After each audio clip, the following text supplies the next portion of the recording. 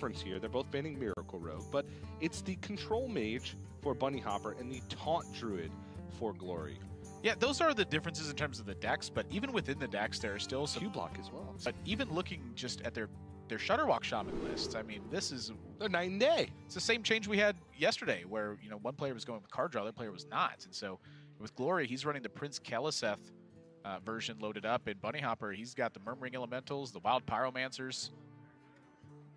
It's just kind of weird to look at. Just very different things. You know? Yeah. Glory's even got Lightning Bolt at the front end, and BunnyHoppor does not have any copies of Lightning Bolt.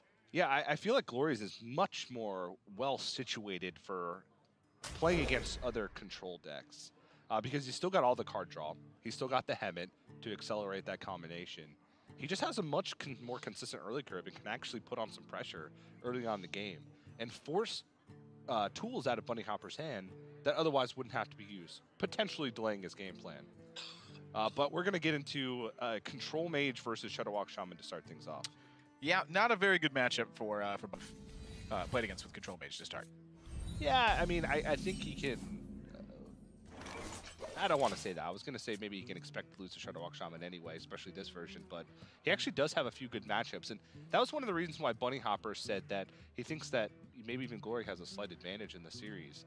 But it does depend, weirdly, on how the matchups pan out, because they both have good matchups. It's not like Glory just has all the good matchups against BunnyHoppor. He does have some bad ones too. And I look at, say, Taunt Druid versus Control Mage as being one of them. That's what the Control Mage is in the list for. It's to counter Even Warlocks and Taunt Druids. It's not necessarily in there for Shutterwalk Shaman. And so he was really hoping to get one of those matchups first, maybe try and get a Taunt Druid out of the way, or his win with Control Mage against Taunt Druid, but instead queues up against the Shutterwalk. Yeah, I mean, there's very little control over what deck you actually queue into. That is largely a random occurrence that happens. You're hoping for the right ones. Yeah, that's.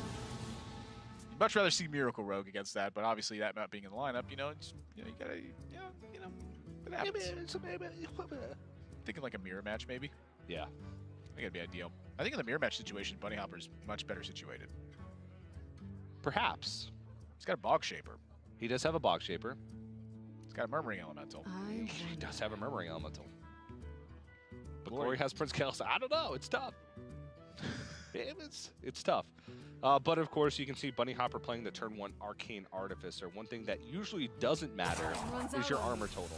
Because once the Shutterwalk combo goes off in full, oh, yeah. It doesn't matter how much armor you have. Yeah. I mean, maybe in some rare cases, but a lot of times they're just going to have such a big lead on board in damage and defensive tools, and they can just go essentially infinite with Shutterwalks. As long as they have a couple life drinkers built up, they're going to be able to go for it. Yeah, it's virtually infinite.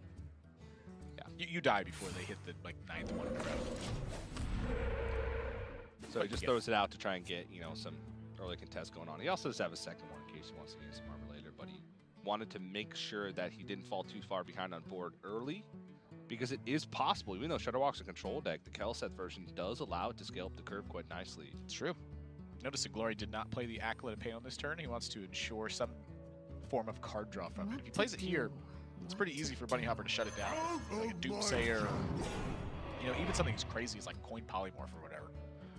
BunnyHoppor just doesn't have high priority removal targets against Glory's deck, and so because of that, Glory needs to make sure that Acolyte of Pain in some way is, really threatening to draw cards. Yeah.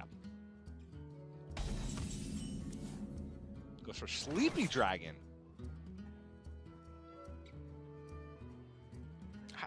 I don't know why I exclaimed right there.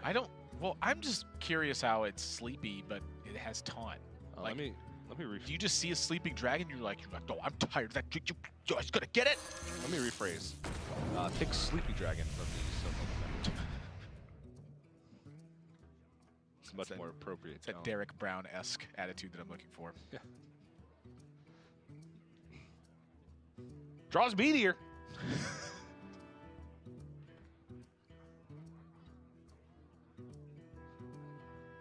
We're weirdly already seeing the impact of Prince Keliseth. I don't know why you didn't exclaim that. Prince Keliseth coming in big right now. Life Drinker's a 4/4. I mean, that's really the biggest deal here, too. Is every minion inside of Glory's deck currently has +1/+1. Every time he draws a card, if it's a minion, it's going to have +1/+1. What to do? Thanks, TJ. Manti-Tone, that's a 1-4. Gluttonous Ooze, you guessed it, 4-4. TJ is literally looking at the desk and trying to, or at the deck list and trying to just pick the funniest sounding ones. Like, Shudderwalk, forget about it. It's a 7-7. 7-7.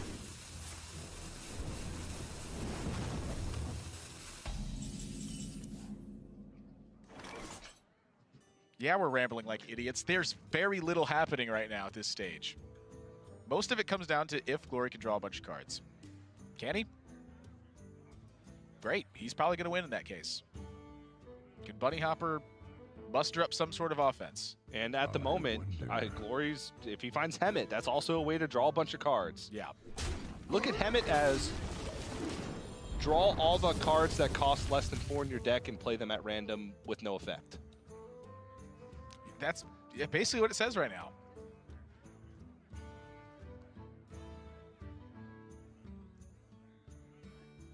It would like effectively draw like 11 cards here?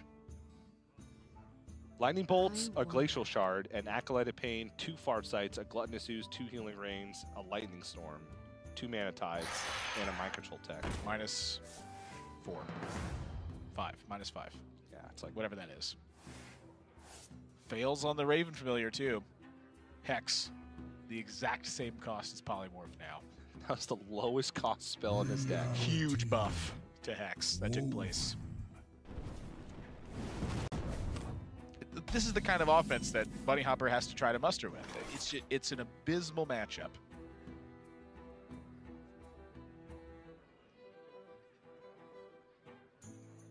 Honestly, his best hope to win is that Glory, at the end of the game when he plays Shudderwalk, that the order fails. Yeah. That Grumble does not activate. And that's it. But, yeah, but there is a way for Glory to play around that, though. If he drew the Zola already. So yeah. Now Hemet's safe. If he has Zola and he has the Grumble, then you play Zola, you play Grumble, you get a Zola back. Or you just play Zola and play Grumble. Well, that still doesn't make you 100% safe. Because they could both spawn before the Saranites. Well, if it's the only minion. Oh, on the you mean board. Keep the 1-cost Zola in hand from the Grumble? No, even just playing Zola, because it makes a copy of a random Oh, you'd minion rather on have board. the copy of the If Grumble. Shudderwalk's the only minion on board, I get you. Zola by itself can fail. I get you. And Grumble by itself can fail. Pick it up when you're putting down. The point is you have a 1-cost something in your hand that reactivates the Shudderwalk. What to Bingo. do? Yeah. What to But I was do? going to say I like this play because he could have played Life Drinker there, but at the moment, Life Drinker is currently the highest value Zola target in his hand. Time runs out on me. I imagine Glory's in the business of saving that Zola. That's true as well. It's your mechanism to guarantee in this style of matchup. Yeah, It's- you have a ton of time. Yeah, it's like one of the literal only ways he loses is if Yeah. the Shudderwalk fails and then BunnyHoppor kills it. Yeah.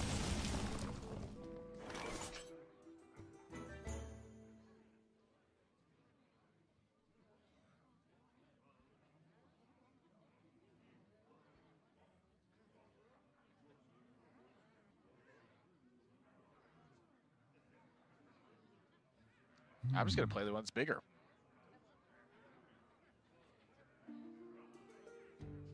But they're all big. That Life Drinker was a 3-3. Oh, is it a 3-3? That was drawn before the Kaliseth. Yeah. Saturday Night Chain Gang's bigger.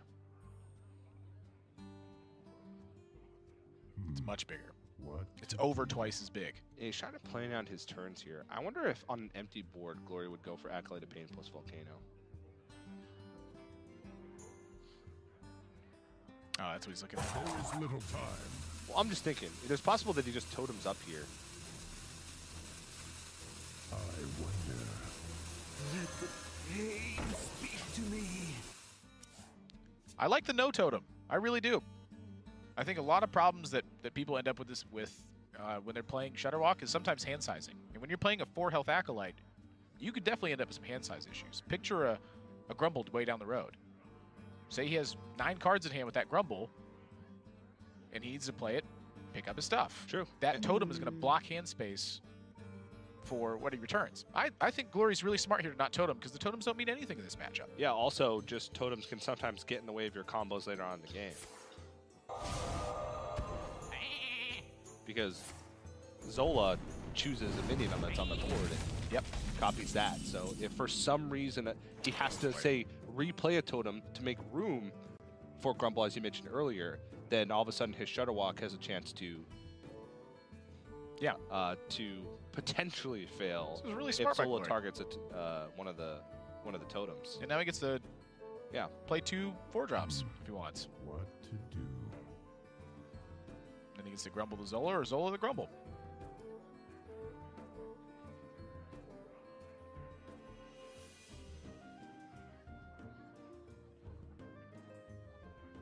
I was really thinking this through, though. There's really no reason for him to try and rush anything out. I wonder. I mean, he basically has all of his combo pieces already. He's played the first Life Drinker. He's missing the big one. There is little time.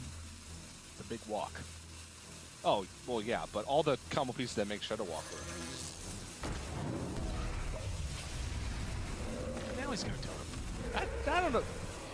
That one's weird. Yeah, that one's really weird. I now dislike Glory's initial play of not toteming. Why would he totem this turn but not last turn? Maybe he just knew he wasn't going to make a taunt totem last turn. That's not it. And then this turn he did know. It's a great point you bring up, but it's not, though. What to do? I'm just trying to think what Glory sees this turn that forced a totem out of his hand. Because every reason that we could think of that he wouldn't totem last turn, totem's not mattering in the matchup, hand size is just potentially with Grumble, just don't matter to him if he totems up this turn. I wonder.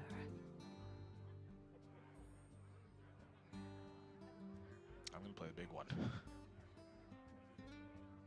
The icy winds of Northland will Just got to hope.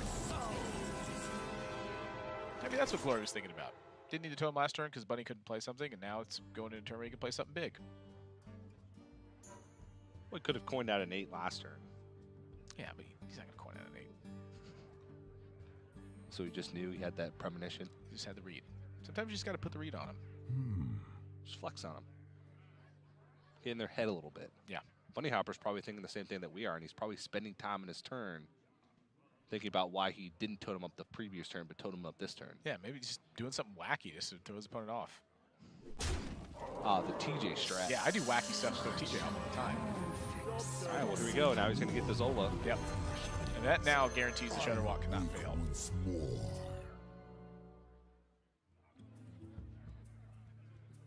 I mean, maybe he calculated what his hand would look like if he did not draw Grumble the following turn, didn't have a good play, had to pass again, but then drew Grumble the next turn and had to Serenite Chain Gang Grumble and put 2 1/1 copies in his hand. And at that point, he would have had 2 What totems to if he had do? totemed up both turns. Man, you're putting a And he lot of would've thought had into 10. Maybe he's just trying to mess with us. I'm confused. Maybe he's just trying to mess with us. He's sitting there and he's going, TJ's going to go nuts if I don't totem right now, but then I do totem the next turn. Because I know Admirable's going to bring it up. He's going to find a wacky reason why it could be beneficial to not totem and then also totem. TJ, on the other hand, he's going to be really confused. Maybe that's what Glory was thinking. You didn't think about that, did you, TJ? No. Time runs out on me.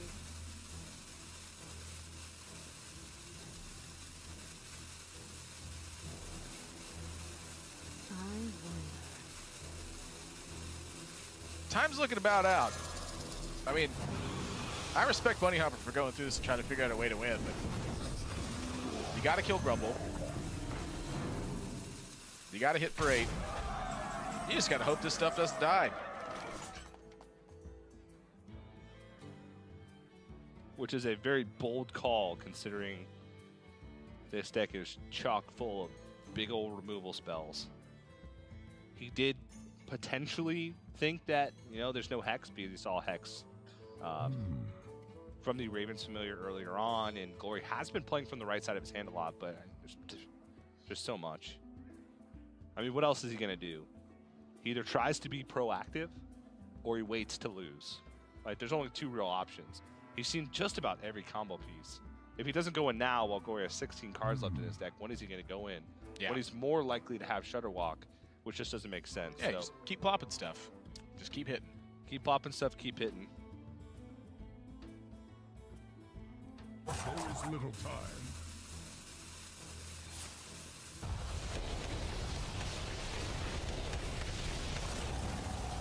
That's a lot of one-cost stuff. Martin the Fox and Leroy Jenkins as the two legendaries. Can the Marin ever get anything that changes this?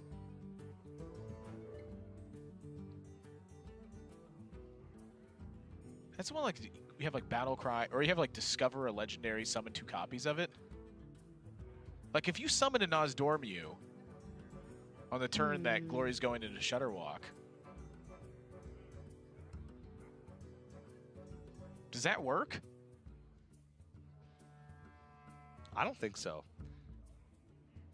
They made the change so that Shutterwalk animations happen faster.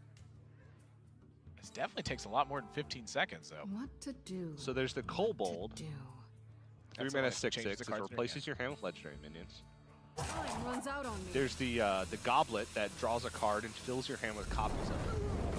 There's Wondrous Wand, which you draw 3 cards and reduce their cost to 0. And then there's the Discover a legendary minion and summon 2 copies of it, which is the Crown. What's the biggest charge legendary minion? I mean, King Crush. Oh, that's 18. Wait, 16. But you would have to get that from the Kobold because with Discover, you wouldn't be able to discover a legendary from another class. Right. So that would be Golden Kobold only. Oh, that's way worse.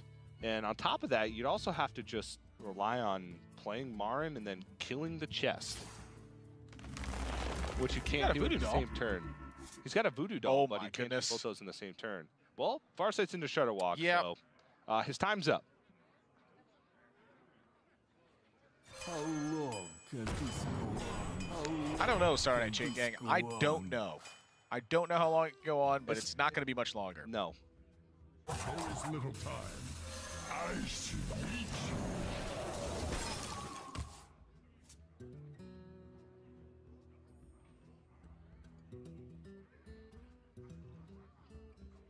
Glory has all the pieces. He's played 2 Life Drinkers so far this game. He's played 2 Saturday Chain Gangs, Glacial Shard. He's played a Zola, and he's played a Grumble, and also has a Zola in his hand. He also has a 6 mana Shutterwalk. Yeah. So he can just replay them. Yeah.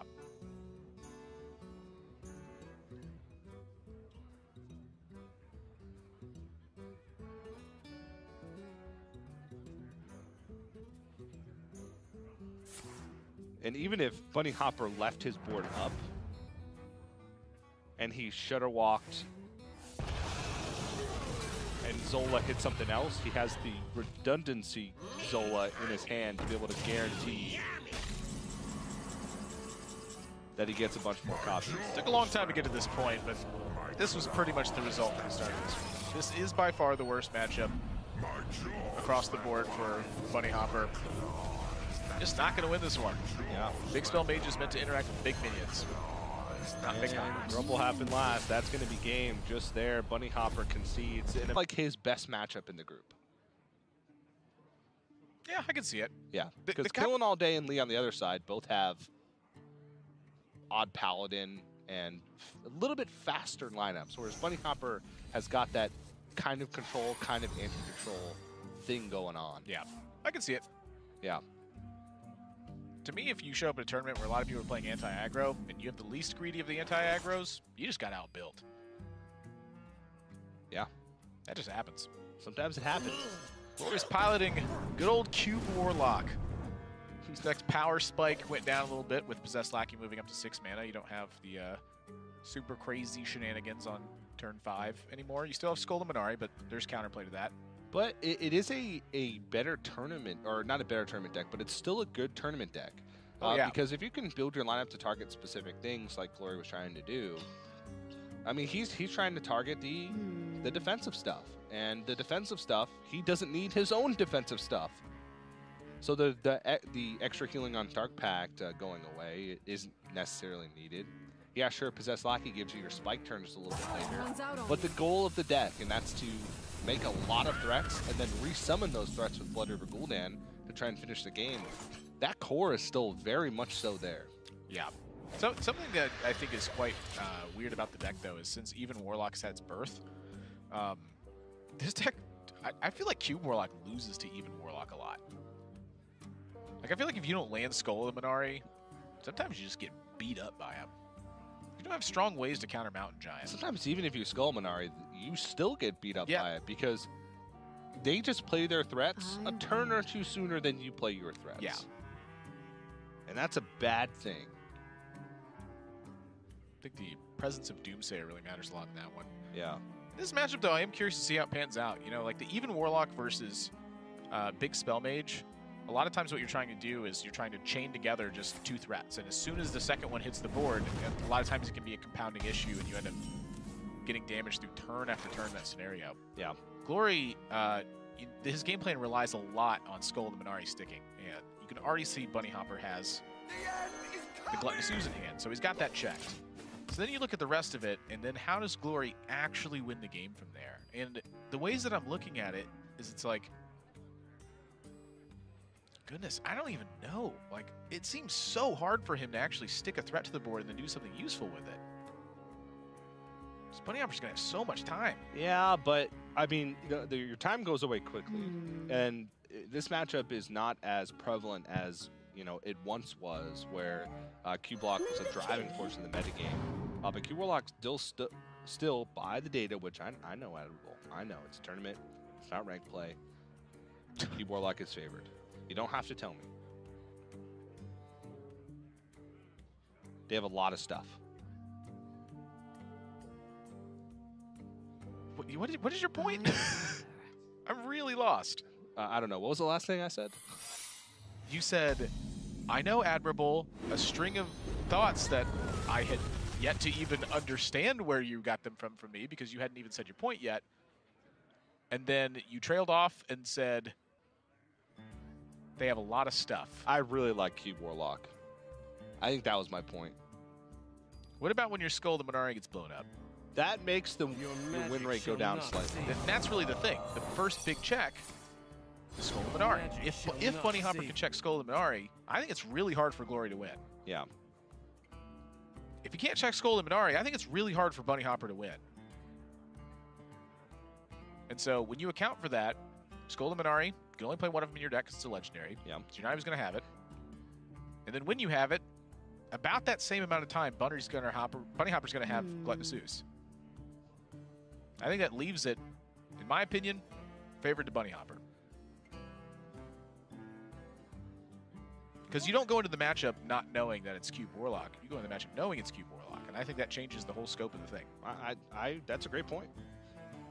Glory's going to have to, he's going to have some time. That's the thing that is on his side. It's also on BunnyHoppor's side, though. So Glory's going to have a few windows where he can make big stuff happen. And that big stuff happening is basically just try and get as many Doom Guards as possible. I mean, there's a good opportunity that if he can just cube a Doom Guard at any point and resummon a few Doom Guards from Blood River Gul'dan, that BunnyHoppor won't have the ability to defend himself while also removing the board. And I think that's where the big strength of Cube Warlock lies, is that they just have so many threats. They don't run out like even Warlock. Well, that one's going to be potentially stranded in hand. I mean, there's a good chance that BunnyHoppor. Jeez, what am I doing? There's a good chance that Glory at some point recognizes that he is going to have to just take a risk once the Skull of Minari gets blown up. Yeah. Just play his Doom Guards. I think that's always been one of the big elements I look for in strong Cube Warlock players. They know when to actually just play Doom Guard from their hand. It seems so devastating to do it, but you're going to have to take that risk eventually. So I'm looking at Glory fighting a 10-mana turn, playing Doom Guard, just trying to cube it. Because once it's in the death pool, I think that's what really matters a lot about the situation. Yeah. And I think that coining out the Possessaki here is actually really smart too, because this sets him up for a situation where he's able to pull maybe the Doom Guard out of his deck before he draws it, understanding that if his Skull gets checked, the Doom Guards then are stuck in hand. Yeah. And that's what he doesn't want to happen. It's about maximizing the amount of Doom Guards you can get. Because if he pulls this Doom Guard out, then that means that he can faceless it, which provides 2 targets, or if you polymorph one, the other lives, then you can cube your opponent's out of polymorph. If they don't polymorph it or remove both, you're in a win-win situation. If they remove both, you have two in the Blood River Gul'dan pool. Yeah. If they don't remove them, then boom, all of a sudden you now can cube and What to do? activate the cube What to immediately. do? I'd be quite Let's have it shocked more. if BunnyHoppor polymorphed this. Yeah, but it was just a. It was a. He's gonna polymorph It was a for instance. but he just polymorphed it. Runs He out did. on me. BunnyHoppor is showing what he thinks the matchup when he makes a play like that. He's like, as long as he doesn't have a Doomguard in play, I'm good to go. And now with Blood Reaver Gul'dan drawn, it's much harder to pull the trigger on just letting that Doomguard rip from your hand. yeah. Because if you discard Blood Reaver Gul'dan, this isn't like even Warlock. You cannot win once that happens. BunnyHoppor has more stuff in the deck that kills minions than there are minions in the deck. Yeah. You tell Glory knows that there really isn't many cards that you keep in this matchup. Gluttonous Ooze being the big one. And that card's been in the far left. Jaina's another one, I think. Yeah. But he really hasn't played his skull. I mean, you see the Polymorph. Tap Mountain Giant seems like the obvious play.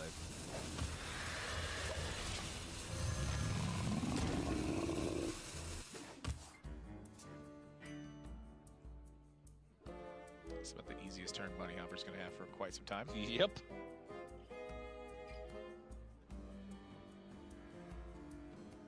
He's in no rush. Trying to think out his next turn. Look, I'm just saying, even if BunnyHoppor wins this match today, he's not playing again until Sunday, I don't think. That's if you go 2-0 out of the group, excuse me. Yeah. He's got to play again later today. Then if he wins that one, he doesn't have to play again until Sunday. Might as well milk his time in the spotlight. There's no reason to rush. It's like when people are sitting in traffic, they do everything they can to like cut over a lane. I'm like, you just moved up one car, dude. We're gonna be sitting here for another 30 minutes. Yeah, you don't have to play again until Sunday. But he saved that 1 second.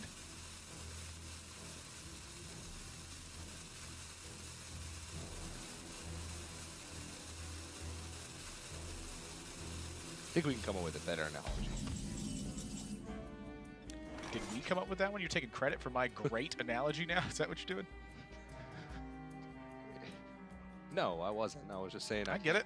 We as It's heisting my analogies. we together can come up with a better analogy than the one that you created. That I agree with, because together we are almost one full adult individual. What mess have you summoned me to? Really smart from Glory, I think, to wait on the skull here, too. Like, after I see it in hindsight, it disrupts one of BunnyHoppor's big turns. Instead of getting to play an 8-mana minion here, he needs to play Ooze. 5-mana floated. Yeah, and doesn't tap because next turn he's going to draw a card. He's going to play Lich King, put a Death Knight card in his hand. He doesn't want to be in hand space issues. He still has very high impact cards in his deck. Really good sequencing here from Glory. BunnyHoppor, in our interview with him, did say that Glory was the best out of the 4 representatives from Asia Pacific. Even said in that video piece that we saw that he watched his games. He played flawlessly. That is a big accolade, especially from BunnyHoppor, who I've known him for quite some time. I was there in 2016 when he played at that Winter Championship for Europe. He can be very critical. Yeah. Now, tell that to Glory, though, and he's very humbled by the thought. He thinks Jinsu is the best player of the Asia Pacific. We asked him that in the interview.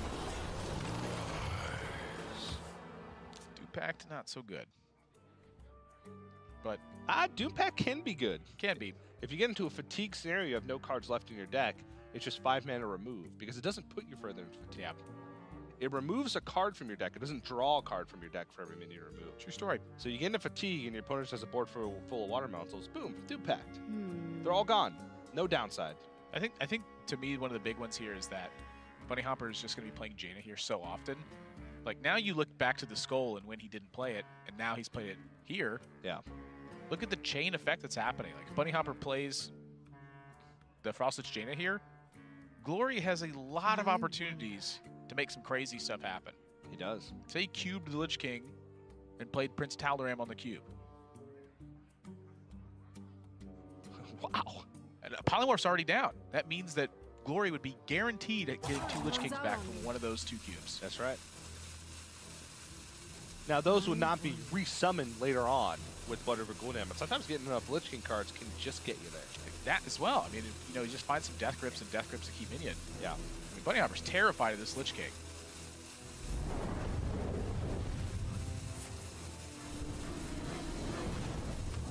Opts to go for the Flame Strike over the Dragon's Fury. Dragon's Fury was a guaranteed clear him if you pulled Polymorph. Because Dragon's Fury just has the potential for larger AoE later, especially since he still has much bigger spells left in the deck with Meteor and Blizzard and another Flame Strike. Now the Void Lords, that's the one BunnyHoppor's pretty darn happy to see. It's really tough for Glory to just kill him with a bunch of Void Lords. And Glory played that really quick. I'm not necessarily convinced that he should be playing the Void Lord here. What else would you do? I'd have to think about it for a long time. I'm just saying I wouldn't have slammed it instantly. I would have considered not playing it.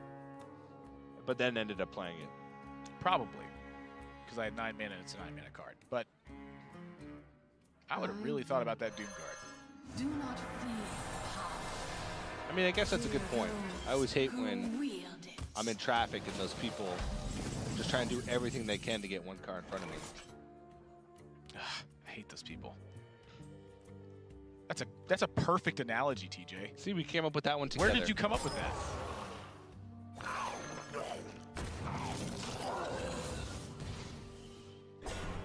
So Glory is attempting to just simply overload the amount of stuff that BunnyHoppor can handle all at once. You said it's going to be really hard for him to kill him with Void Lords, but there is a critical mass of Void Lords. Yeah, there's a Baron Geddon and a Jaina down too, though. And Void Lords do not die to Dragon's Fury, whereas Doom Guards do. And right now, he's got a Doom Guard in his hand, a Doom Guard in his deck, no Possess Lacking in his hand, his Skull is gone. So his other play in that situation would be what? To slam a Doom Guard from hand and hope that Blood River Gul'dan didn't come out. Forget about it. I'm not doing that. I don't think this wins. I think BunnyHoppor's going to smooth sail through this. I really do. I just don't think any of his other options were better. I'd say that I'd buy you a steak dinner if I was wrong, but Saddle's already done that. Yeah, but and I saw what happened to him. We're debating on different things here. You're saying that Glory doesn't win. I'm saying that any other play that he made wouldn't have won either. And this is the one that wins him the largest percentage of the time, even if that percentage is low. You're wrong. I would say that I'm right, but man, you're not. It's hard to be right sometimes.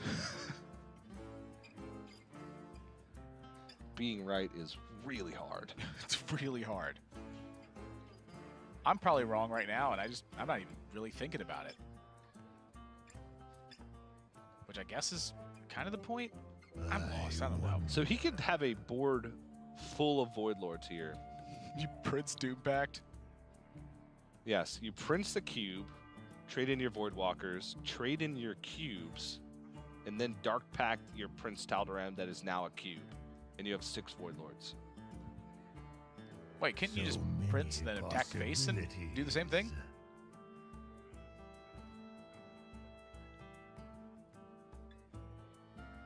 I don't want to trade in the cubes. I want to trade in those. Sure, yeah. Okay, this works too, because he can only trade in 1 and still push damage and clear the board completely. He had a lot of plays he could have made that turn. You want to copy the Void Lord, maybe? I'm copying the cube. He's not copying anything. Ah, Death Rattle Order.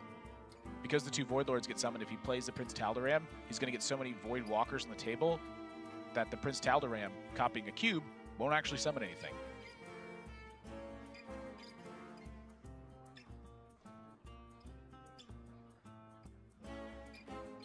He would have to activate it immediately. I must decide. To me, it's funny that BunnyHoppor also has a Prince Tal'Daram. It's just not active. Yep, got that off the Syndragosa. 3-cost cards. They're quite a plenty in BunnyHoppor's deck. Well, which ones does he have left? He's got a Stonehill Defender. They're not quite a plenty. He only has 5. 5's a lot. The only one left in his deck is 1 Stonehill Defender. Yeah, I mean, he's drawn a lot of them. The time is now. Those are 3 quite poor options. 33 minutes into your arena and chill. Mogashon Ward gives you this look. Your entity's quite an interesting pickup.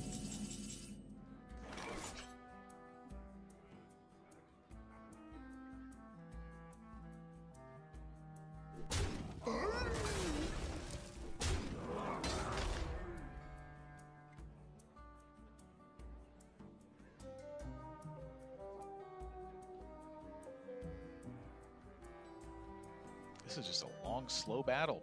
Yeah, it's also just a pretty weird turn for Glory. Because he can just face us with Void Lord and say go. He can play Blood River Gul'dan and re-summon a Void Lord and Void Walkers to start getting the hero power train rolling. Deals 30 damage overall with hero powers if he plays the Blood Reaver Gul'dan right now, before he hits fatigue state, that is. And he just floats 10 mana. But if he plays Blood River Gul'dan, then he plays more into AoE, 1. 2, he completely gets rid of his chance to resummon more Doom Guards from Blood River Gul'dan to get that immediate damage. Well, look, if he's not going to play Doomguard I must on the turn instead with the Void Lord nonsense instead, Doomguard is not getting played before Blood Reaver Gul'dan. He still has a Doomguard and a Possessed Lackey in his deck. So maybe he's waiting to see if one of his next couple draws is Possessed Lackey to try and get a chance at a Doomguard. All right, I can buy into that. That's very reasonable. That's extremely reasonable. I must decide. What can I say? And that would be the reason to not use the Prince Tal'Daram earlier as well. I'm a reasonable guy. Nothing more, nothing less. Something less, all right. The I can tell you that. time is now. The only thing less than reasonable is like unreasonable. Time So melts me. away. It's like when you're sitting in traffic and the guy just does whatever he can to get one car in front of you. God, I hate those guys. That's a perfect analogy, TJ.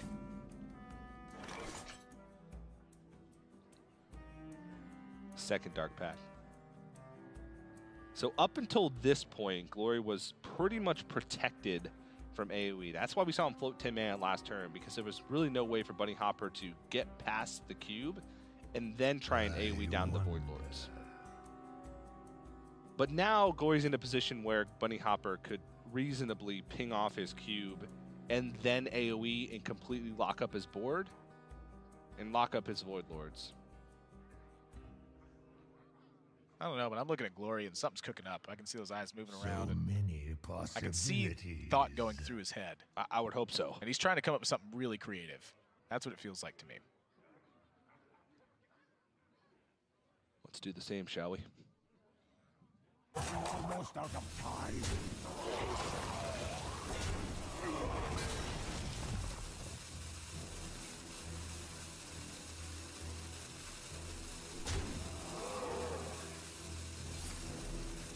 He just wants to throw a card away.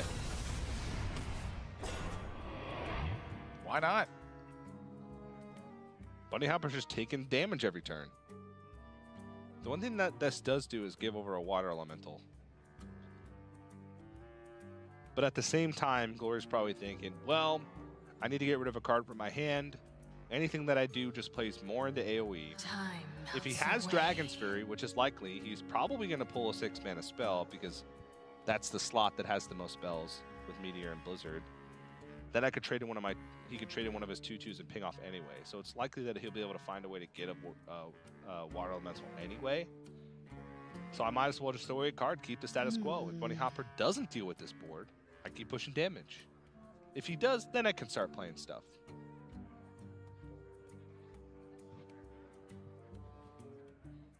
The time is now.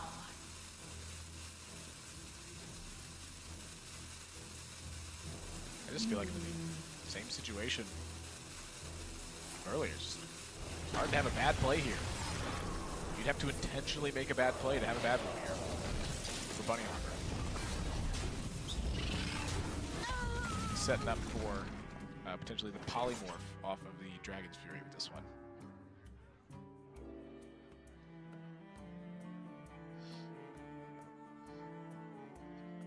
If he sees Flame Strike, it would clear the whole board. Polymorph gives him multiple water elemental targets. Meteor gives him a water elemental target.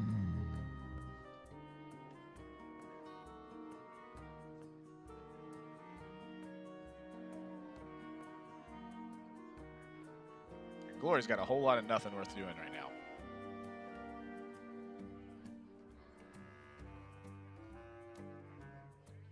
He doesn't really have any great cards to throw away.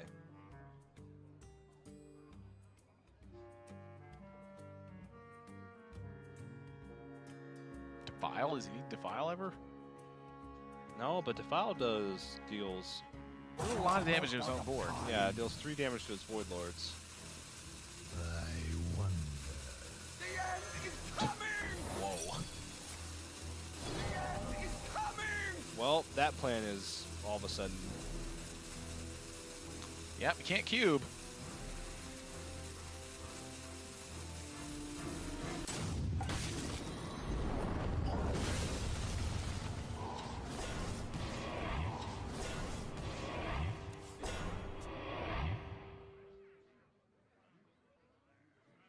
What do you think about playing Doomguard now?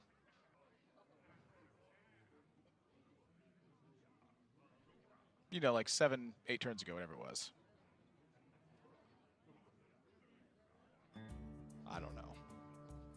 I just slammed that bad boy so fast.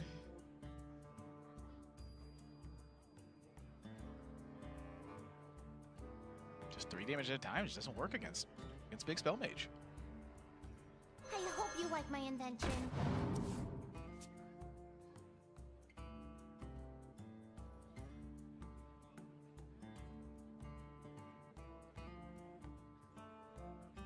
BunnyHoppor knows that he has still a lot of waves of threats to still get through.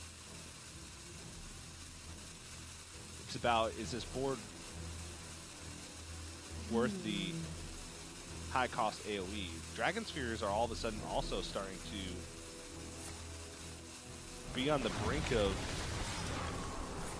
Oh, look at this. This is really smart. That's really smart. Yeah, fills up his board, pings off his own Novice Engineer instead of his opponent's Voidwalker. Goy has shown that he's just trying to throw away cards. He's at 10 cards again. He has no space on board to be able to play a minion, so he's going to have to throw away a spell. That's going to be a Dark Pact.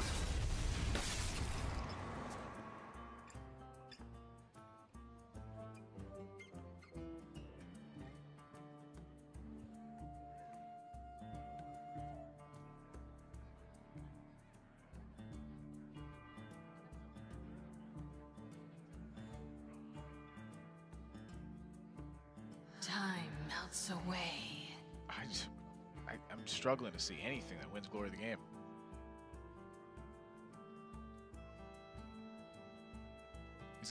I think he's just going to have to play Doomguard at some point. At this point, he's just going to have, even Blood River Gul'dan, it feels like he could have played it a while ago and got more value than he would even if he plays Doomguard because of... Oh, yeah, now there's like 1 million demons in the pool, too. Yeah, there's a ton of Voidwalkers after these die. There's a ton of Void Lords. 5 of them, I think.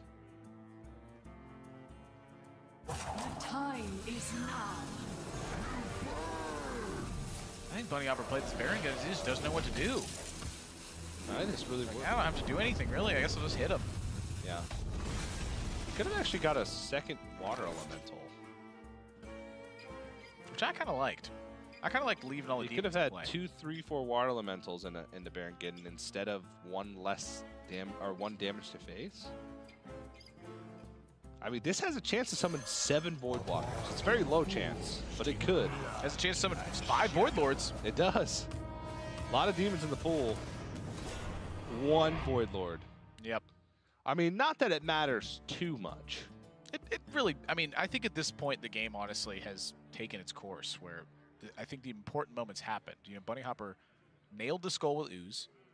He polymorphed a Possessed Lackey. He was very, very deliberate about making sure that Glory had a lot of trouble getting a Doomguard. And then when faced with the opportunity to risk Doomguard discarding Bloodreaver Gul'dan, which I think Glory needed to do, he chose to play Voidlord and went the Voidlord path. And this is what has happened when I play Q-Block and I'm against this matchup.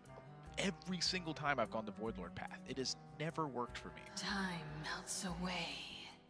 I'm certain it has worked before, somewhere. But 3 9s just do not line up very well against Big Spell Mage. Yeah. It just gives them so much time to manipulate.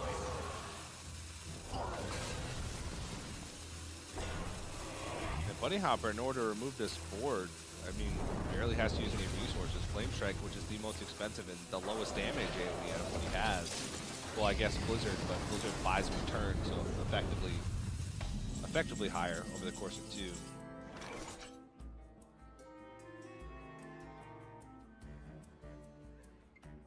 And has Possessed Lackey, and there's still a Doomguard left in his deck in those bottom 5 cards.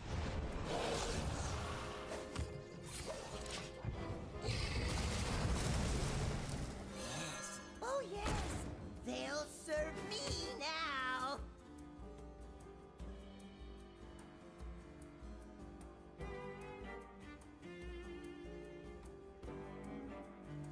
Did have the opportunity to throw Possessed Lackey out first, but opted against it because he wants to force BunnyHoppor to...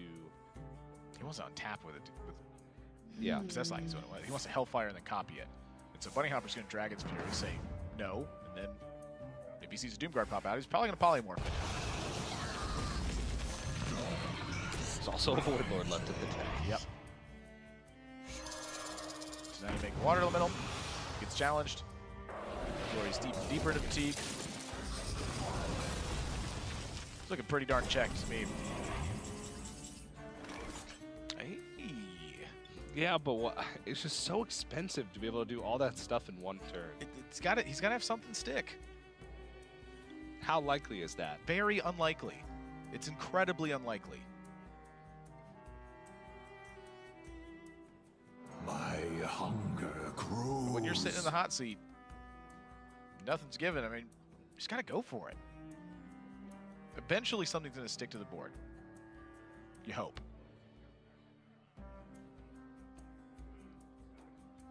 I mean, BunnyHoppor's gotten through about 76 Voidlords by this point, and he's at 30 with a full grip. Nothing's been working so far. I must feed now. Gonna try and put a lot of hope on these Mountain Giants to get in some meaningful damage. But BunnyHoppor having 7 cards left, Glory knows that he's likely to have still a ton of removal left. I think there's only 1 spell left in the deck for BunnyHoppor, though. Well, the big thing here is that BunnyHoppor, I must decide. I mean, he can kill both Mountain Giants, and he really, really needs to. If he doesn't, that's Spirit Singer Umbra Carnivorous Cube, and that's a lot of Giants. Yeah. So I mean, that is something that can potentially win Glory the game. And kind of taking a step back and looking at it, now I'm kind of wondering, like, should you ever play a Mountain Giant early in this matchup? I mean, this particular situation happens so often that I wonder if it's better at the end of the game to literally just try to stick 2 Mountain Giants to the board than try to Spirit Singer Umbra Cube them. Time is now. Like, and this is, remember in the last cast I was talking about this? Like, it's like 20 turns later, you see something, you're like, how could I ever know that would have been the case? This feels like one of those cases. But if you don't play the Mountain Giant early, then they can just save their removal until later in the game. It's always going to go, and they're less likely to have it early on in the game than they are later in the game. Yeah, I mean, it's a true story. If you put a Mountain Giant on turn 4, they have Polymorph, or they take 8. Yeah. But I like where your head's at right now. I'm just trying to think outside the box. I 'Cause know. This matchup has felt so bad for me if they ooze the Skull of Minari. And that's what happened this game. So I feel for Glory's position. It just feels bad. But now both Polymorphs are gone, so... Okay. So he does have, like, some room to operate with the Carnivorous Cube here. And I do like the trade in the 1/1 first to try and prevent him from getting a Water Elemental the following turn. I mean, both Voodoo Dolls are gone, both Polymorphs are gone. The problem is that BunnyHoppor has this hidden surprise that Glory obviously has no way to know what it is. His own Prince Taldaram to make cubes afterwards. Which is now active, by the way. Yeah, I mean, it's crazy that this is all coming down to this. This Syndragosa little frozen champion from the days of yore. The only weird thing would be if he drew exactly Blizzard next turn, because I'm pretty sure that's his last spell, and that would prevent him from Prince Taldaram Dragon's Fury, which wouldn't actually clear the board, but it'd give him 2 Doom Guards to fight back.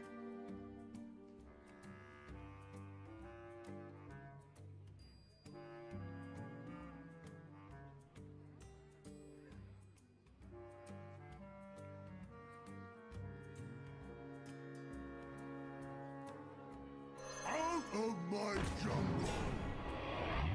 Which is not bad. Yeah, he saw Hellfire go away. That's going to soak up a ton of it's just of damage. Just a good late game card. Like when you're in these weird grindy battles, it's just because it's 3 things. But he picks Send and Shield Master. Interesting.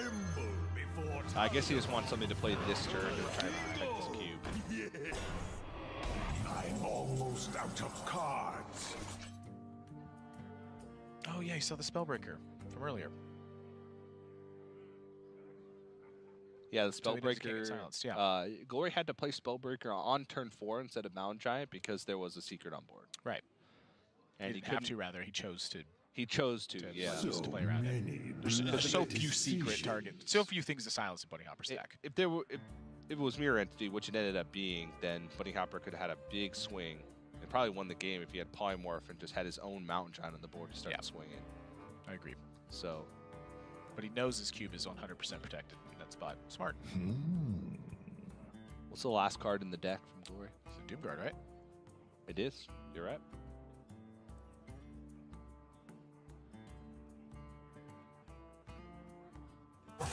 Oh, it's witching hour. Meta joke.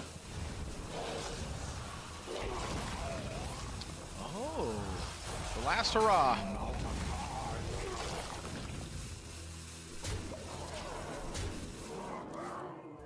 But that's going to come pretty close to wrapping this one up, I think. Yeah. That's his last threat. BunnyHoppor still has I believe, a Blizzard left in the deck. So Dragon's Fury is 6 damage, so he can get a Water Elemental off that as well. He can gain some armor if he wants to, but might as well just hold on to those Arcane Artificers for Meteor, which is going to deal with the last threats. BunnyHoppor has... Well, can BunnyHoppor die here? Like, is Dragoncaller Alana just present lethal?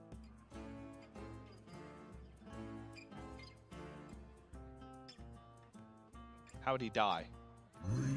That's what I mean. How would BunnyHoppor die in this situation? Oh, actually, I see. So, like would Dragoncaller Alana just threaten counter lethal? At that point, I don't think BunnyHoppor wants to test his memory. I think he's like, he's like, this is gonna win me the game. I just gained 12 extra health. I killed one of his Doom Guards. His Doom Guard has to attack my 0/7, and then I can play my Dragoncaller Alana. Yeah. Long, grindy game.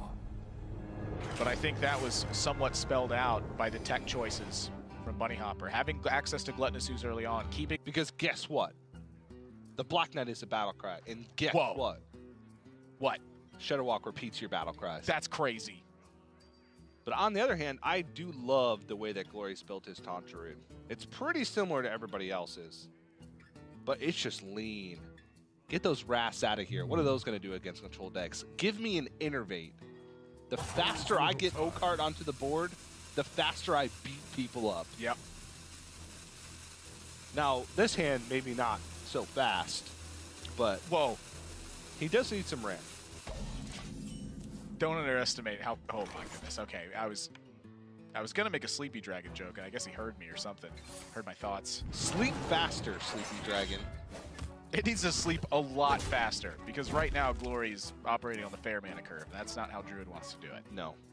Since the beginning of time, maybe outside of a few archetypes, but in the first few months. You know. In the first few months, and then maybe a little bit later on when Aggro Druid became a thing.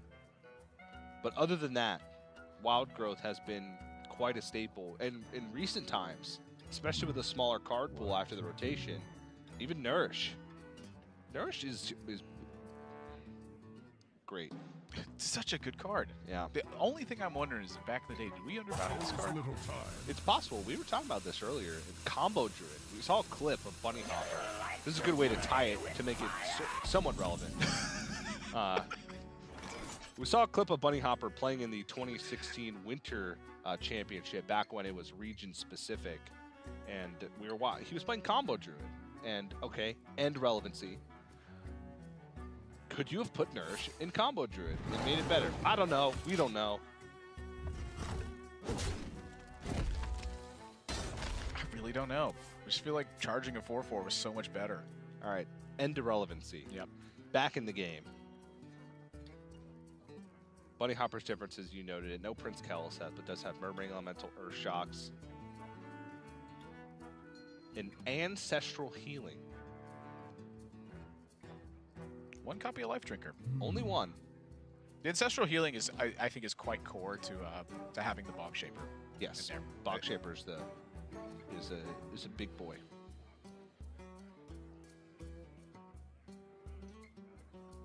Attack from Glory, honestly, was like quite smart. I wonder. I feel like this prevents BunnyHoppor from doing some things that he wanted to do this turn. Like Namely Farsight. Farsight, yeah. But it does give him an alternative here. Like to play with fire? Chose little time. He's gonna load up that shard too. That would be cool.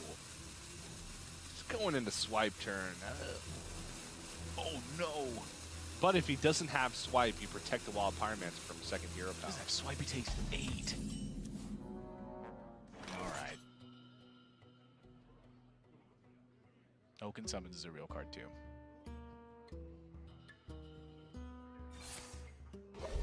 If this is good enough to get the swipe. Yeah. We talked a lot about BunnyHoppor though, but Glory, pretty new. He talked about his experience earlier at the Sydney Tour Stop, how it helped him be more calm. But we all sat down and talked with him, and he mentioned that esports and playing Hearthstone has improved himself in other ways. So take a look at what he had to say. Competitive video games may not be the norm in society, but it's something that allows me to strive to be better.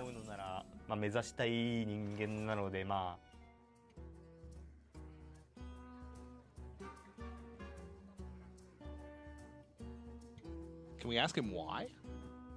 Nah. Well, not right now. We'll let him play. He just runs up. He's like, excuse me, Glory.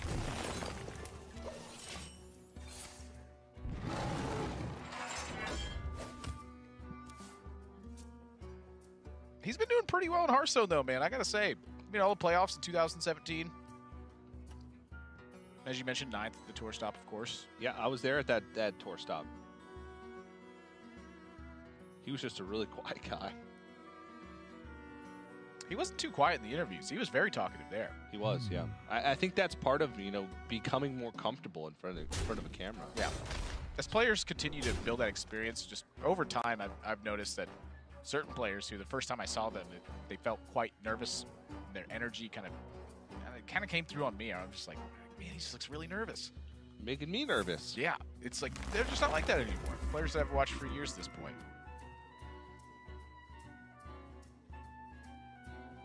Free healing rain. Chose little time. To point out things that I see. These have been some slow and steady paces. 2 Sleepy Dragons. Little late. Turn 8. Pretty much the worst turn you could play Wild Growth. It's pretty close. Maybe 9. Because at least on turn 8, if you Wild Growth, you can roll into Ultimate Infestation if that's in your deck.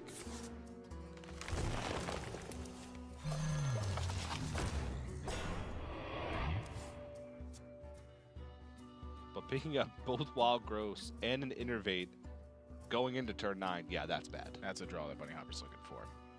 Something that draws cards. Whole game's just been play something, go, play something, go. Now it's play something, draw something, go. Perfect. as Hearthstone should be played. Draw a bunch of cards, stick them all in play if somebody dies. That's my favorite kind of Hearthstone. I wonder. By that logic, what's your favorite Hearthstone deck?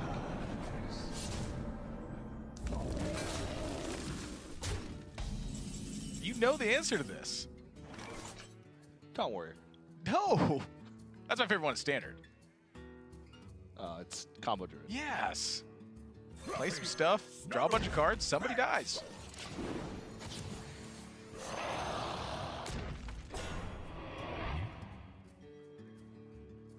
I need that back in my life. It's okay. It won't be back. I like Dragon Hatcher a lot too. That card's really cool. Yeah, Dragon Hatcher's good. Unfortunately, not as good when both your Sleepy Dragons are in hand. He does have a second Primordial Drake in his deck, so if it lives, it will stick. It will have some value going to the next turn too. But none of these players are doing anything to accelerate their game plan. Neither of them are really drawing a decent amount of cards. Gory's only taunt minions that he's played have been the Ironwood Golem that just died, and now this Primordial Drake, which is getting hexed. And the Beast of the Pool that starts to counteract Witching Hour as well. Also a taunt in the pool. Oh yeah, that's like a double hit. It is. It's a double whammy.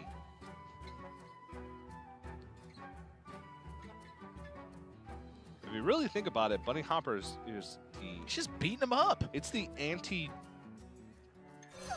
druid of a deck that's already kind of anti-taunt. It's like he's just playing like the super old school mid-range shaman. You just blow up big things in a row and chip them away with little stuff. Yeah, look, Feral Spirit. Hey, look, the Black Knight. Even at Hex. Hey, look, a totem. I wonder. Nah, it's not gonna come out. So he could just trade in his whole board in Hagatha. Now, I'm not saying he should, but he could. That's right, TJ. He should trade in his whole board and Hagatha. You said it. No. Volcano, he could use that to clear off the Sleepy Dragon plus draw 3 cards.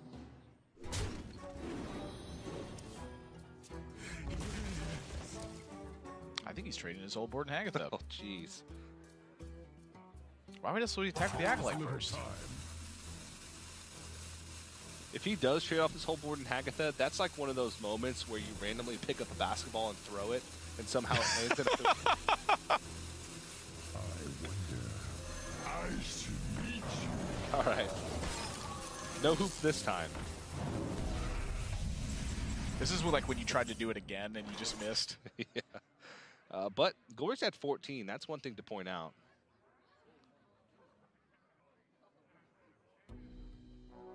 Fluffy, snuggle, pet. Last dragon in the deck. I mean, his taunt pool is mighty fine once he picks up Hadronox. The thing is, he needs a lot of turns to be able to do that. His first step, pick up Hadronox. Second step, find a way to kill your Hadronox before it gets hexed. Third step, find a way to, I don't know. get Hadronox back. We'll think about the third step when we get to it, but step 4 is profit. Yeah. I now know why the question marks are there. Yeah. To do. It's like when you're stuck in traffic and that one guy just does everything in his power to get one car ahead of you. TJ, that is a great analogy. How did you think of that? I wonder.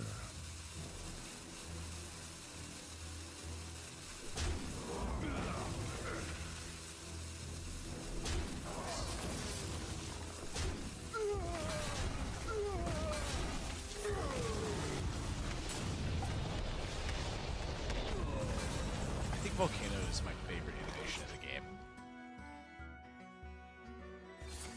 Just everything blows up.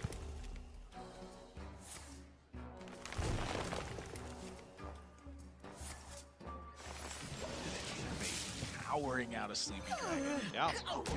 And also in this matchup, one of the ways, because of the fact that Cube and Witching Hour are so much less powerful, because of the fact that hexes are in the pool, Yeah. and you can't reliably Witching Hour, Hadronox, and Cube it. Oftentimes it's good to use Cube on something else. Just cube the Sleepy Dragons. Cube a Sleepy Dragon, Cube a Lich King.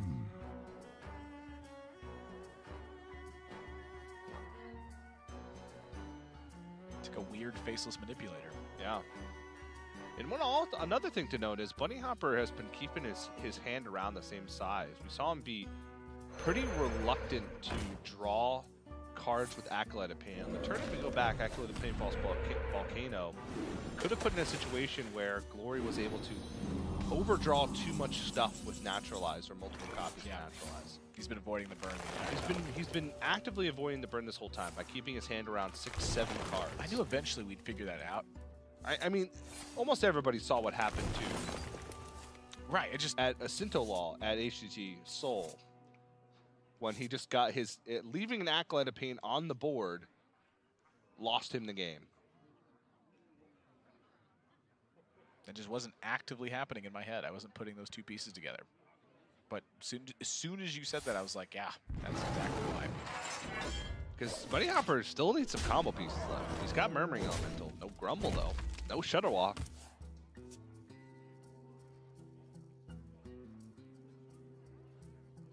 Are you surprised that Manatide Totem didn't die there? No, because Glory wants to put him in a situation where he's trying to overdraw his... So you feel like that's Glory's best chance to win is just let him draw, hope you burn the big ones? Yeah, I don't think BunnyHoppor being one card deeper really changes Glory's game plan. Because either he has the combo and it doesn't matter if he's drawing it anyway, or he doesn't have it and you have a chance to overdraw him if he slips up a turn and doesn't find a card that he can play safely. All right, I can get behind that. Also, by leaving the totem on the board, it makes it harder to grumble for that exact reason. Because Glory hasn't used a Naturalize yet, so a double Naturalize turn could put BunnyHoppor in a world of hurt. And it seems like that's what he's thinking about.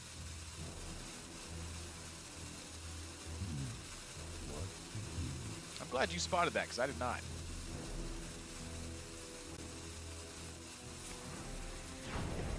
And I think that's just why Urshock's coming out here. Because Urshock has a ton of good targets. I'm telling you. Glory, he's just got to slam stuff and keep going. If that Manatide Totem didn't die last turn, you sure as heck better believe it ain't dying this turn. Uses the Jasper Spellstone to make space for his next draw. And he didn't use it on a totem because the totems are not really doing anything. And it makes it that much harder to play Grumble. If he plays Grumble and doesn't replay this stuff, Glory's overdrawing it.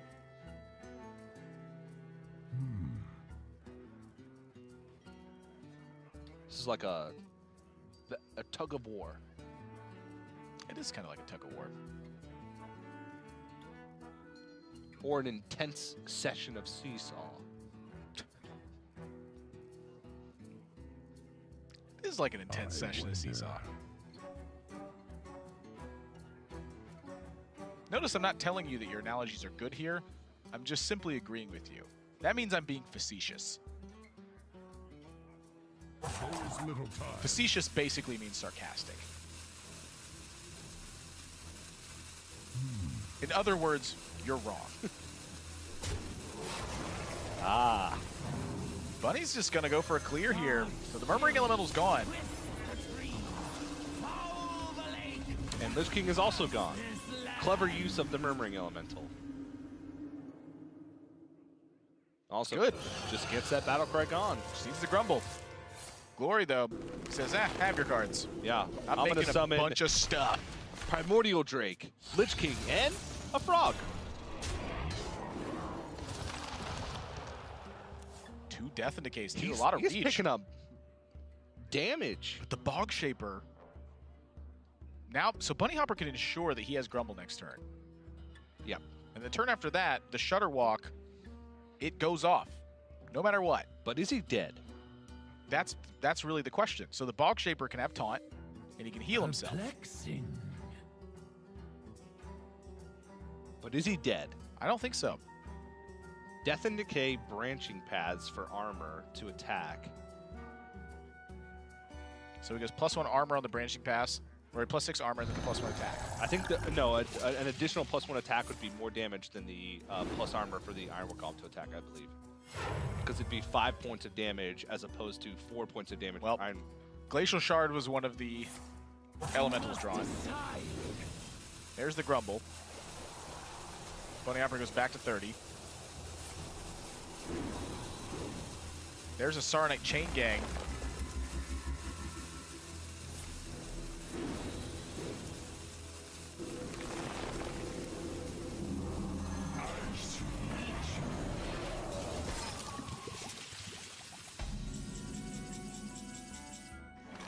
Doesn't quite have enough.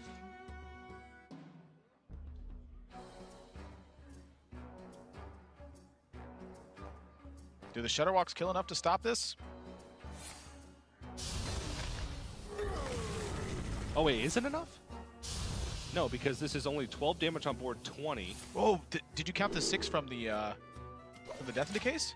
No, well, it's not enough because he ended the turn. But it's not enough because he had 12 on board. Oh, he can't attack with the Ironwood Golem. But the Ironwood Golem would have been less damage. It would have been the same amount of damage overall. Okay. This way he just gets to trade the Frog in. Because the Ironwood Golem, everything would have been at 1 less attack, but the Ironwood Golem would have been able to attack for 4. So it would have been 4 less attack across the board, but 4 more attack than the Ironwood Golem. This way he just gets to trade in the Frog. I think BunnyHoppor's dead. So this is correct. Perplexing. If you do that, you are not casting Shutterwalk next turn. There's 38 health on board. Lightning Storm can take off a maximum of 15. That still leaves 23 health on board. Well, Kane only does 15. That's still not enough. And that has to kill multiple minions for Saronite Chain Gang to be able to be enough. He's dead. By the way, he's overloaded for a mere 6 next turn. So he's doing nothing. Wow. Wow. If he'd been able to like chain zaps together, maybe. But that would have been impossible. He only got 1. McGlory takes a 2-1 lead. And, you know, he's 1 game away from heading to that lower bracket. And before we get into this game, why don't we go and hear from BunnyHoppor at what's at stake here at the Summer Championship.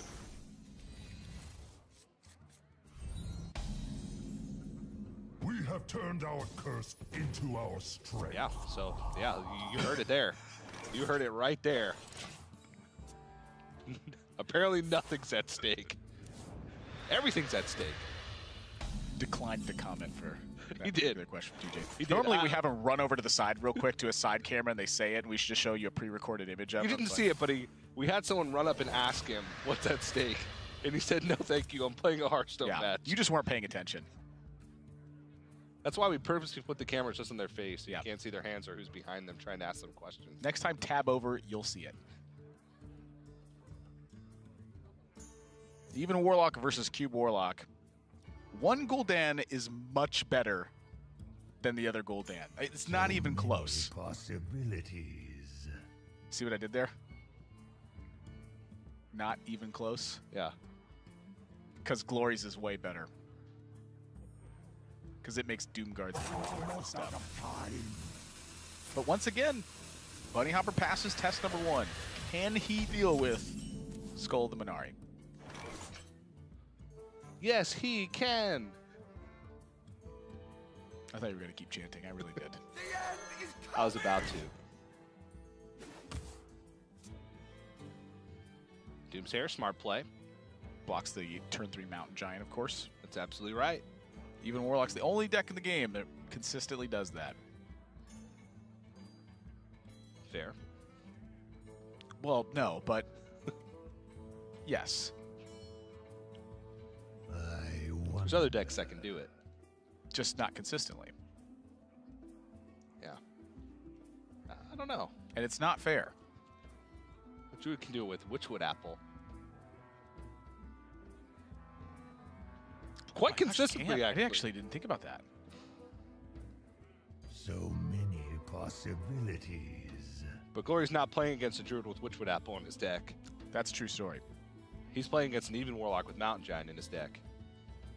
And this is an awkward situation. Yeah, BunnyHoppor's he's got to throw something away here.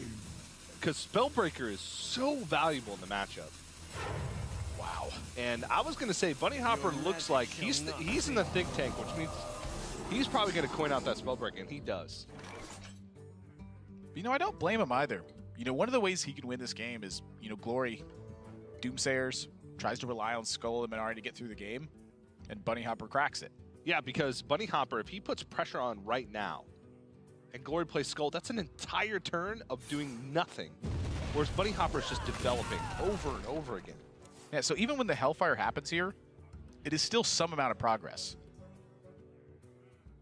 Glory didn't life tap, so he's not finding extra stuff. It's one less Hellfire you have to account for in the later stage. You still get to develop here. I actually think that Spellbreaker is quite brilliant. It was like a really interesting looking play at first, and then it just made sense the more I thought about it. Yeah. Oh, and the tap is not what I expected. I actually expected Shroom Brewer onto the Doomsayer there. Keep his health total low so that Hook Brewer has a better chance of being activated. Yeah. You still put more pressure on because now he's tunneled into Vulgar Homunculus at the moment, which is much less pressure. Yeah, But he doesn't have a Spellstone in hand either. but over the course of a couple turns, though, this actually, I think, is technically more pressure because he just wants to get to the Hook Reaver range. He wants to get to 15 basically as quickly as possible. Yeah, that's true. Summon me to. So by I playing could this, he see- just gets there one turn faster. Right, like if BunnyHoppor didn't have another 2-drop here, I could totally see him burning a card intentionally with life tap just to deal himself damage so that he can get Hook Reaver online. That's a tough one because that card could be Mountain Shine, but you can't get caught in the trap of worrying about what the burn card is because you have to think about it as that card would have been on the bottom of your deck anyway. Because look at this now. It's been cracked. He gets to play a 2-drop here, so he doesn't even burn a card. Shields up. And This next is- turn he plays a 7/7. I mean, this is suddenly looking really bad for Man. Glory. This is not a good hand for this situation. Yeah.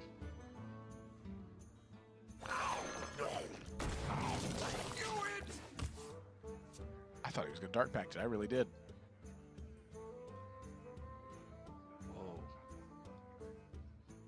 Well, now this plan may change because Skulking Geist also has a ton of value being able to get rid of those Dark Packs. Skulking Geist is certainly the play, I think. You just saw your opponent cube. I wonder. Hook Reaver can wait. You're still pushing damage. Your opponent obviously had an awkward turn, as Cube Warlock often does nowadays. Especially when you break. And he's going to see 2 cards disappear from Glory's hand. Yikes.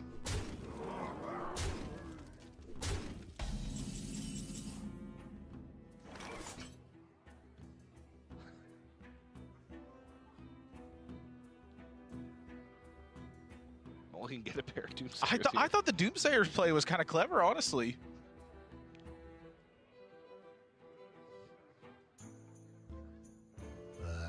I really did.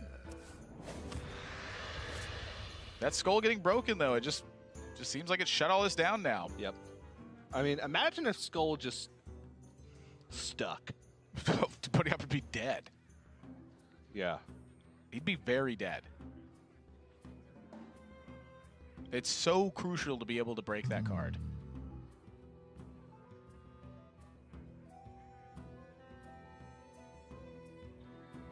I don't see a line here that does really anything. Turn, he could have Prince Spellstone. Trying to defend against the board, but now he's just going to have to take out just the Acidic Swamp Ooze. BunnyHoppor does have a little bit of thinking to do this turn. He wants to be able to kill the Doom Guards or kill Glory. The Doomsayers. When the Doomsayers pop out. I think Sorry, he yes, I think he can Doomsayers. kill Glory, to be honest. Darkbanks are gone. He's seen a Spellstone. If he plays Vulgar-Bunculus and a Hooked Reaver as a 7/7 and pushes 6, Glory's at 13, and BunnyHoppor then has 6, 7, 8, 15 damage on board. Plus with a the Hellfire Spellbreaker in hand. And a Spellbreaker. Yeah, I think he's got this one pretty close locked up. I mean, Glory is going to be able to face this Manipulator. Possibilities. But he's got Black Knight. And Spellbreaker. Yeah, he's got everything to defend himself. Or rather, defend his board and secure that position. Or rather, to defend himself to not go to Glory's face. This still presents a 2-turn lethal opportunity. Yes. It's more resilient, I suppose.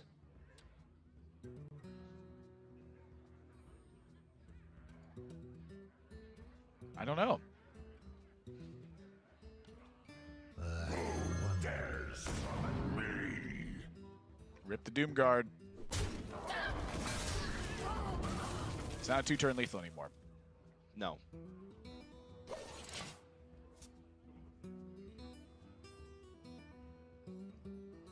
But I'll tell you what, BunnyHoppor still has Spellbreaker to break through a Void Lord. Yep. So I'm pretty sure he's got this locked.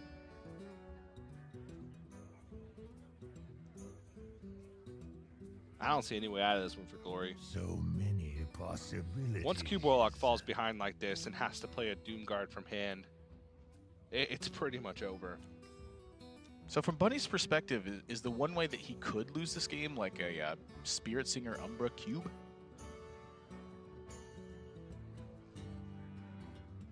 I wonder. To be honest, you don't even lose then. Because you can't even clear off... Well, you can clear off your board. No, you wouldn't be able to clear off your board. Because you're playing big stuff here. I think you're hitting him in the face every time. Yeah, it'd only be 10 damage. Yeah. You don't even lose Spirit Singer If Umbra you Cube. Spirit Singer Umbra cubes, he would have to clear off every minion to survive if you go face because you have Hellfire. Yeah.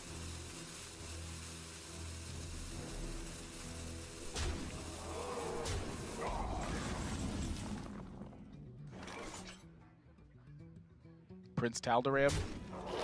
No. I'm trying to think of anything. What's that thing you always say? 3 roads to Your magic. El Paso. Yeah, to El Paso. 3 roads to El Dorado. All of his lines are winning lines. Well, it's all Make a tied pick. up. We're going to game 5. Just like, the tech cards. That's what like the whole matchup's been so far. Yeah. It's been tech choices winning games. Yeah, I mean... Surprise! There's a Gluttonous Shall be Ooze. mine.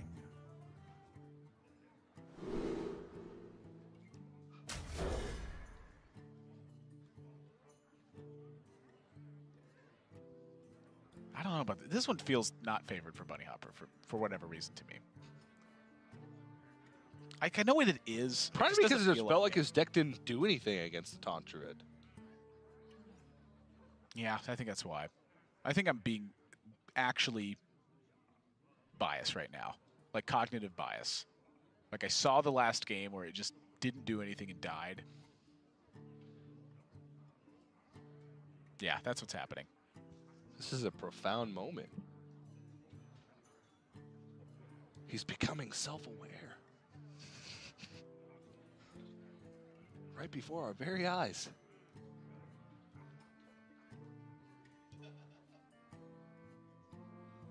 Like a weird, passionate, big personalitied AI. Big personality AI. What is, I don't know what that means. Like an advanced robot. Sure. Like you feel emotion, but you don't feel emotion at the same time. Now I'm just confused. So give me the lowdown on this matchup, Admirable. Well, I've said it a few times on the Glory side. Just trying to make some big stuff and get it going. I think that Skull of Minari is a very powerful card, just not in this particular hand. You know, right now we're looking at 2 Faceless and a Doomsayer. So it's life tap a lot. And Find some big stuff. Yeah, kind of different from the rest of the matchups. It's not as much Skull to Minari in this one as it is Mountain Giant. You want big Mountain Giant early, threat check BunnyHoppor as soon as possible. If that fails, well, then it's plan B. Try to get some Doom Guards in play, make copies of them. Resummon those copies with Blood River Gul'dan. And kill them. And kill the Shaman. Really quick after that. BunnyHoppor just in the tank already about whether or not to totem on turn 2.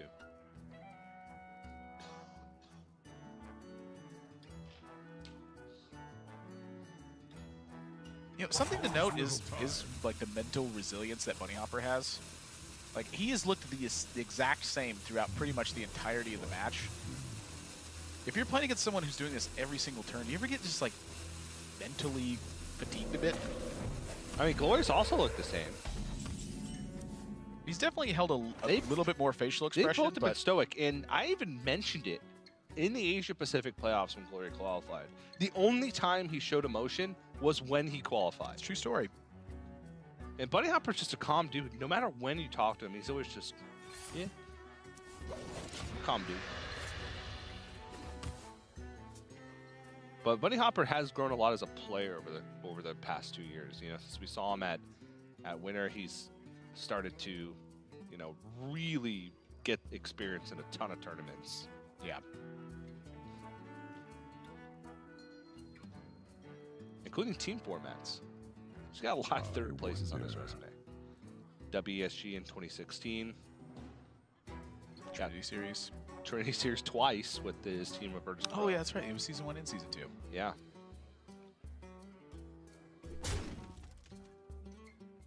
He also got 3rd, 4th at the 2016 Europe Winter Championship, which is basically 3rd. Yeah, tied for 3rd. Yep.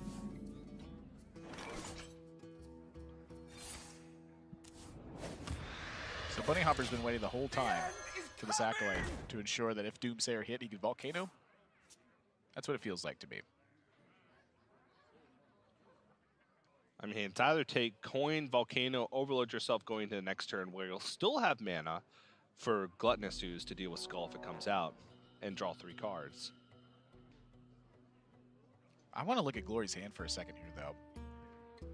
If BunnyHoppor Volcanoed in this spot, I'm trying to find a reason to not slam Doomguard.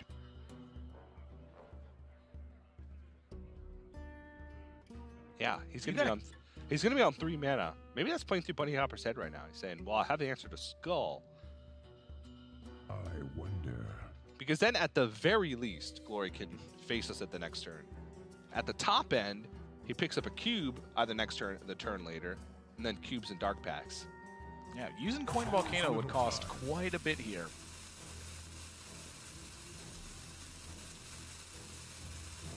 Well, otherwise, he just draws no cards and says go. Wow. He has Bog Shaper in hand, though. So the Bog Shaper plus the coin can draw him some minions.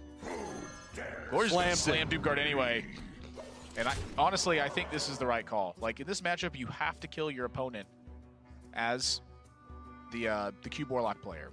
Yeah. And when you don't have ways to cheat out Doomguard because you have both of them in your hand and you haven't drawn those cards, yeah, you have to get something going. So, like, look back to that 9-mana turn a few games ago where Glory played Void Lord and said that was going to be enough and just lost a slow, grindy battle. If he did that same style of play here, he'd end up in the exact same scenario. He wouldn't be applying enough pressure to BunnyHoppor.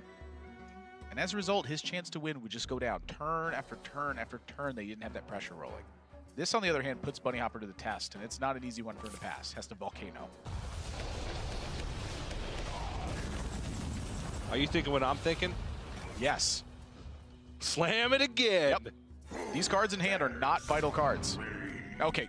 Now, the cube is a fairly vital one, but he still has a Faceless Manipulator. He's now drawn a Mountain Giant he can play on the following turn, and BunnyHoppor's on 4 mana here. He can coin Volcano again. You just saw a cube and a Spirit Singer Umber get pitched. And a Faceless the previous turn. And Glory hasn't drawn that many cards. If there's one turn I think that BunnyHoppor gets away with not Volcanoing, it's probably this one. Wow. He is just respecting the idea of cubing. I mean, so now he much. does not have to worry about Doom Guards. Basically, if he hexes Void Lords, there's nothing left for Glory. That's not necessarily true. I mean, Blood Reaver Gul'dan's the worry now, but he can't really do anything about that. True. Yeah. So maybe now Glory can play the long game, but not too long. Oh my gosh. And in my opinion, you don't hex the Void Lords, you hex the Mountain Giants. Mountain Giant hits really hard. Yeah.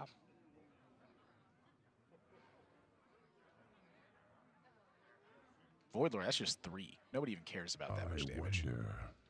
When was the last time your opponent turn 1 lightning bolt you and you went, dang it? Never. Nobody cares about 3 damage. Makes sense if you don't think about it. You just blew my mind.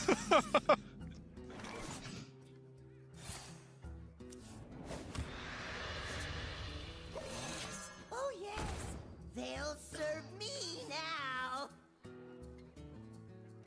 And with Shudderwalk already in hand, I think it's time for BunnyHoppor to start getting battle cries developed. Yeah. He has slowed down Glory enough that he's actually going to have time to get battle cries in play. That's a good thing. That's been the one thing that Shudderwalk Shaman has been struggling with this tournament, is literally having the time to get enough battle cries in play to make Shudderwalk active. Well, that's the entire deck.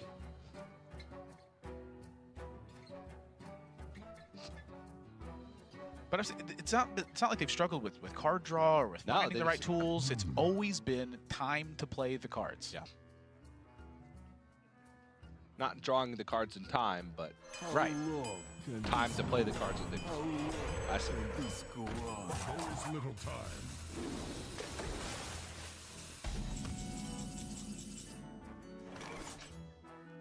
And with Hellfire in hand, that second Mountain Giant's looking scary.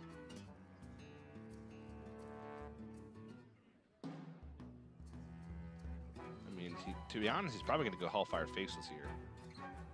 Or wait, Defile Mountain Giant is quite much better. Yeah. It's a Mountain Giant. Either way, he's putting 2 threats on board, but having, as you so wisely told me, nobody cares about 3 damage, but everybody cares about 8 damage. Because when my opponent turn 2 crushing hands me, I do care. Yeah. That'll kill a Mountain Giant. 3 damage isn't going to kill a Mountain Giant, but 8 damage will. And that's how much Mountain Giant deals, which is why you want to deal at 8 damage.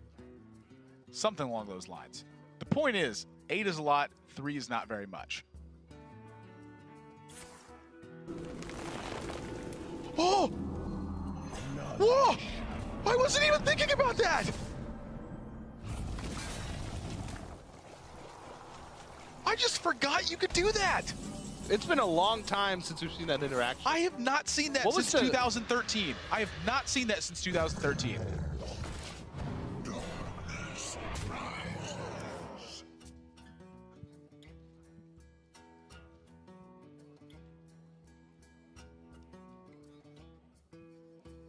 Actually, I think I saw it more recently. Because you can do that with Mark of the Wild, too. And what was that warrior card that would give something taunt? Sparring partner. Sparring partner. You can do a sparring partner as well.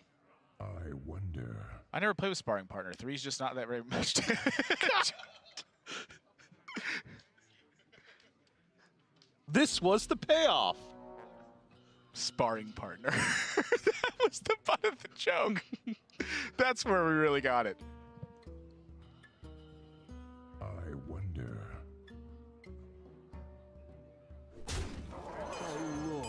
That makes so much more sense with the He bog even shaper gets version. to grumble the Black Knight back into his hand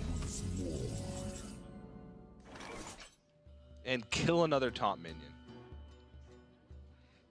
And then once he plays Shudderwalk, he can just kill more.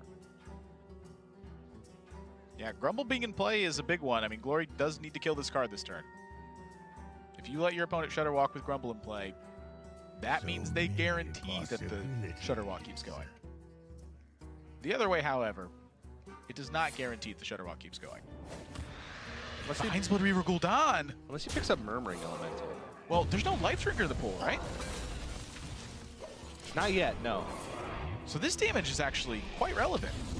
Because Blood Reaver Gul'dan is summoning right now a Void Lord and 2 Doom Guards. Yeah.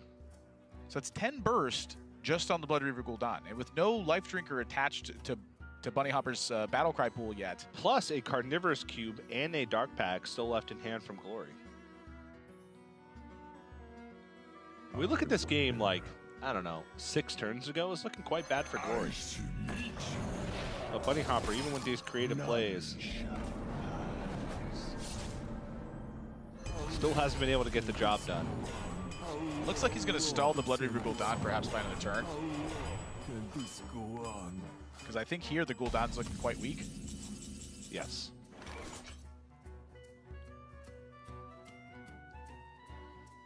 You know, if Glory feels like he wants to cube on this Void Lord, ooh, he's going to lose a lot of pressure if that's the case. What about this?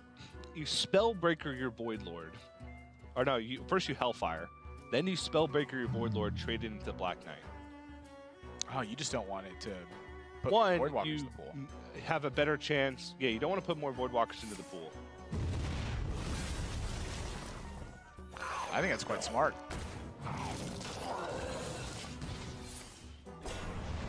So you have the guaranteed burst. I mean, this puts, obviously, way more pressure onto the board. Because BunnyHoppor doesn't have ways to deal with all this stuff. I think it's time to start Shutter Walking. And so Blood River Gul'dan having a more guaranteed way to have 10 burst is probably worse than having 8 damage on board for the following turn. Get the Chain Gang burst.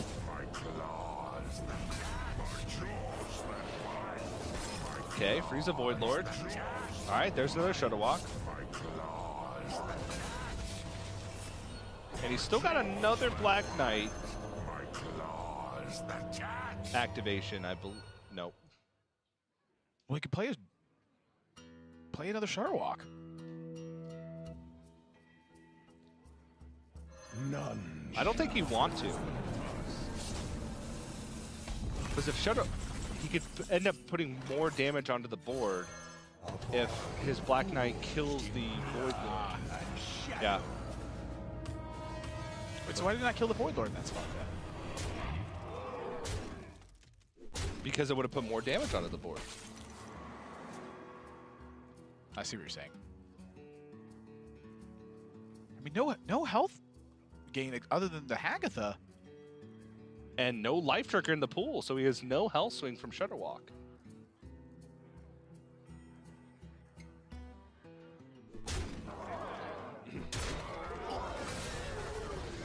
BunnyHoppor's got to find a way to gain some health.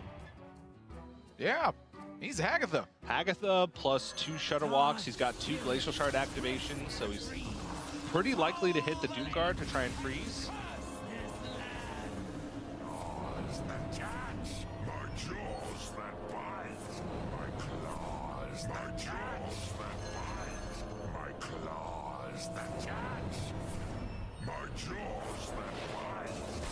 Uh-oh. His face. But the Hagatha will kill off the Doom Guard anyway, because he has the second Shudderwalk. There's no Doom Guards left. BunnyHoppor's hand's going to start getting filled up with Shaman spells too, right? Oh, no, because Shudderwalk's there. But his hand is full, so when he goes to draw, the Life Trigger could just get burned, right? It could, but I think he's just got enough 6/3s to just get there. It depends, though, on what this Lich King is going to pull. Anti-Magic Shell. X-Burn. X-Burn, okay. Well, that was a way to deal with it. I mean, he still just has trade-in Lightning Storm. Just go over. Actually, just Shudderwalk because it's going to get killed by the Black Knight. But the Hagatha's dealing 3 to the rest of these. Hagatha is dealing 3 to the rest. But it doesn't matter because he's got, I don't know, 4 more in his hand. But they're not making progress. I want to see a Bog Shaper. Try to draw this Life Drinker. Without this Life Drinker, he's hoping one of these cycles happens where the Grumble happens early on, first, and then he summons a lot of minions on the board afterwards. So yeah. Like, this one right here, he's probably going to wait at that stage. Like, that's enough stuff on board for him to actually deliver a threat. Yeah. Grumble happens before the Starry Night Chain gangs. That's what he was just trying to go Yeah, for. even just going to copy. I think this is very wise. At the end of the day, you don't really need Life Drinker to, as long as you have enough 6/6 on the board. That was one of the goals of that Wow. weird zoo kind of deck. I mean, what's even in the deck for him? Defile. So Defile kills this. And now, once again, BunnyHoppor's going to be under check of the hero power. Wait, what? There's just no way. Your opponent has to get the same chain of Grumbles over and over again. Your opponent could, in theory, end up with one Shudderwalk on board turn